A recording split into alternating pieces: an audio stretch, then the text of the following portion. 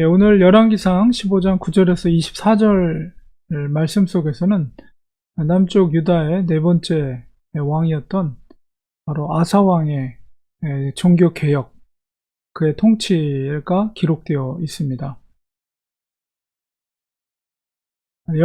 북쪽 여로보암 20년에 남쪽 유다 왕 아사가 유다의 왕이 되었습니다. 그리고 그가 예루살렘에서 통치한 기간이 41년, 비교적 오랜 시간 동안 통치를 했죠.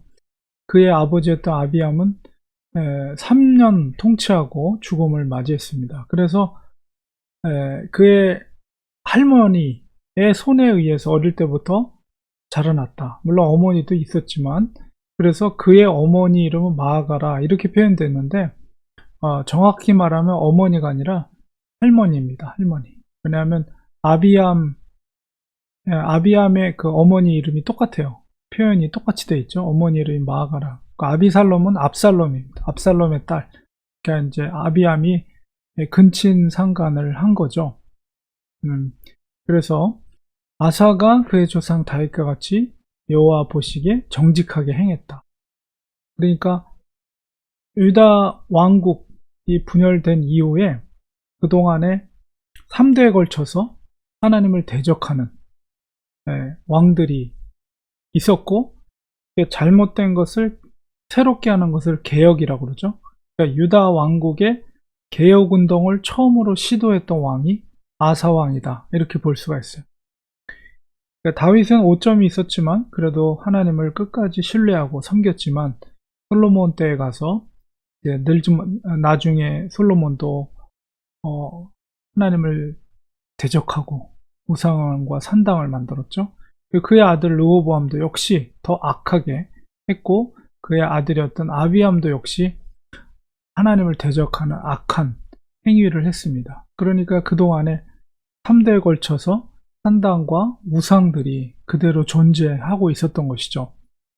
그런데 이제 아사 왕에 이르러서 이제 드디어 개혁의 시대가 왔습니다. 먼저 이제 12절을 보니까 남색하는 자들을 쫓아냈다. 그리고 조상들이 지은 3대에 걸쳐서 지었던 우상을 타파해버리고, 그리고 그의 어머니라고 됐지만 할머니죠. 그 할머니가 그 마아가, 그 여인이 혐오스러운 아세라 사랑을 만들었는데 그것도 부쉈고 그 태우도 위를 패했다. 그러니까 그만큼 이 아사는 하나님을 경외하고 하나님을 사랑했다는 것을 알 수가 있습니다. 그래서 우상을 찍어서 그것을 불살라서 기드론 시내가에서 죄를 버렸죠. 근데 그에게도 두 가지 정도 오점이 있었어요. 하나는 뭐냐면 산당을 없애지 못한 것입니다. 산당이라는 것은 뭐냐면 하나님의 제사는 정해진 솔로몬의 성전에서 드려져야 합당한데도 불구하고 산에 당을 만들어 놓고 그곳에서 제사를 드리게 했는데, 그것이 이제 우상을 만드는 그런 역할을 하였던 것이죠. 그리고 사람들은 민간 공적인 거라면, 솔로몬의 하나님의 성전이 공적인 거라면 산당은 민간에서 사람들이 그들의 필요 위해서 제단을 만들어 놓고 거기서 제사를 드렸는데, 그것은 남겨놓았던 것이에요. 그 오점이 있고요. 그리고 또 하나는 뭐냐면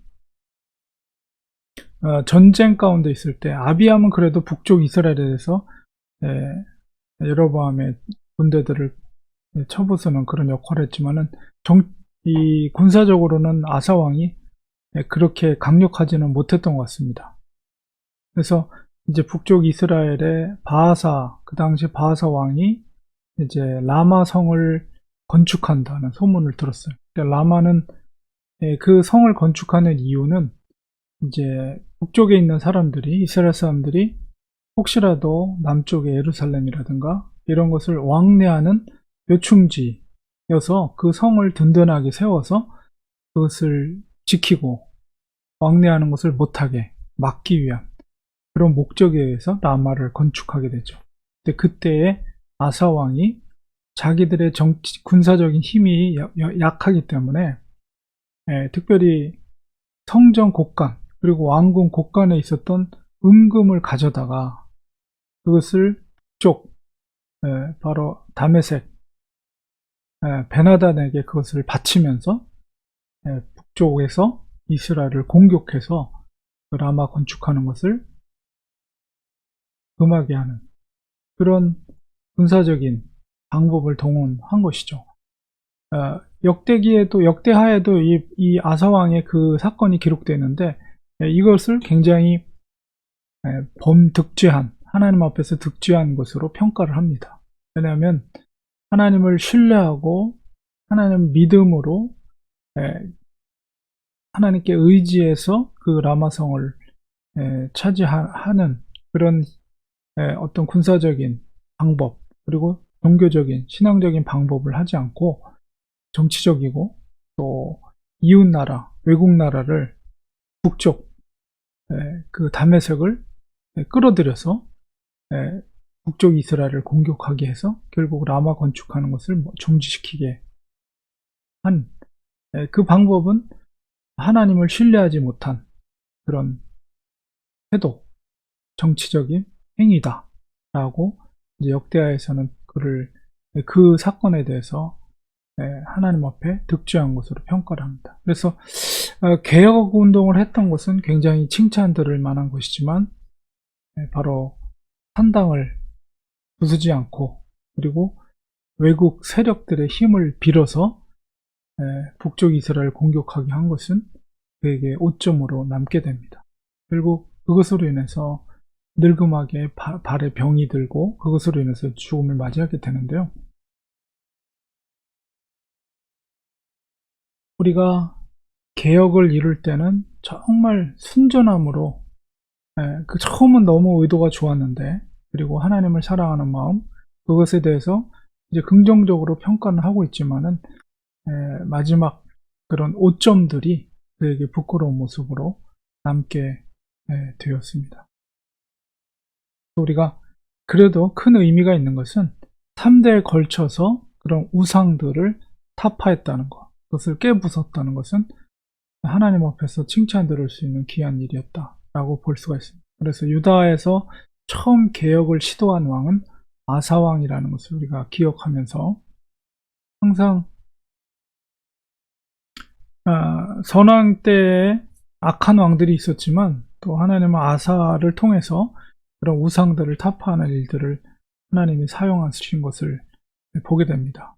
그리고 하나님을 공경할 때 대체적으로 이 통치 기간이 길어요. 41년 동안 통치한 것은 굉장히 오랫동안 통치를 한 것이죠. 그래서 하나님은 언약을 역시 지키시고 보장해 주시는 하나님이라는 것을 또 아사왕의 역대기를 통해서 또 역사를 통해서 우리가 깨닫게 됩니다. 우리가 이 이스라엘의 역사를 계속해서 지켜보고 있는데요. 이 속에서 우리가 교훈을 얻으면서 하나님과의 관계를 회복하는 것이 얼마나 중요한 것이에요. 근본적인 문제 해결, 어떤 정치적인 군사적인 모든 문제에 특별히 이스라엘 국가, 유다 국가에 있어서 가장 핵심적인 열쇠는 하나님과의 관계 회복이라는 것을 우리가 깨달으면서 이 시대를 살고 있는 우리들에게도 하나님과의 온전한 관계를 통해서 하나님께서 보장해 주시는 믿음의 삶을 사는 우리 성도님들 되시기를 간절히 소망합니다. 기도하겠습니다. 하나님 아버지, 오늘 아사왕의 개혁의 사건을 우리가 살펴봤습니다. 3대에 걸쳐서 산당과 우상들이 세워진 것들을 특별히 우상을 깨부수고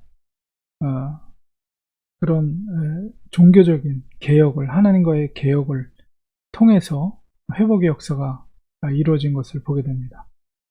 우리가 정치적인 문제, 모든 사회적인 문제, 이 모든 것의 근본적인, 특별히 이스라엘 역사에 있어서 근본적인 열쇠는 바로 하나님과의 온전한 관계, 하나님이 다스리는 왕국이기 때문에 하나님의 율법대로, 하나님의 기뻐하시는 언약대로 그것을 순종할 때 그 나라가 보장이 되며 든든히 그 나라가 세워지는 것을 우리가 보게 됩니다. 이스라엘의 역사를 교훈 삼아 우리들도 이 시대를 살아가는 그리스도인으로서 하나님의 말씀과 법도를 우리가 준행하며 지킬 때 하나님께서 우리 인생을 지켜주시고 복해주시고 그 자녀들을 하나님께서 믿음으로 세워주실 줄 믿습니다. 하나님의 계명을 늘 준수하며 주님과의 온전한 관계를 이어나갈 수 있는 우리 모두가 될 수 있도록 도와주시옵소서. 예수님의 이름으로 기도합니다. 아멘.